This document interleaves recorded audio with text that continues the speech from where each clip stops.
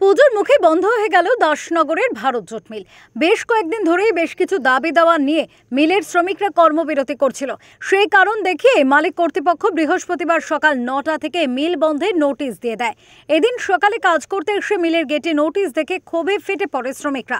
মালিকের হাতে মালিকের দ্বারা শোষিত পীড়িত হচ্ছে, সে যেটা তুলনারহীন, যেটা অসম্ভব।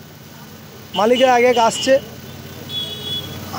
না, তাদের মন গড়া নিজের মতো করে প্রেসার দিয়ে শ্রমিককে বিভ্রান্তি জোর করে প্রেসার দিয়ে, যে যেখানে একটা মেশিন চালাতে হয় সেখানে দুটোর জায়গায় সেখানে চারটে, এইরকম করে বিভ্রান্তি করে প্রোডাকশন তুলে নিচ্ছে। অথচ প্রোডাকশন করেও তাও সবসময় বলে যাচ্ছে লস লস লস।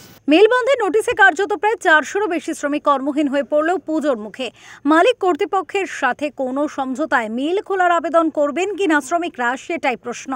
পুজোর আগে কাজ হারিয়ে অসহায় শ্রমিক পরিবারগুলি। হাওড়া থেকে অনুপ রায়ের রিপোর্ট, ওঙ্কার বাংলা।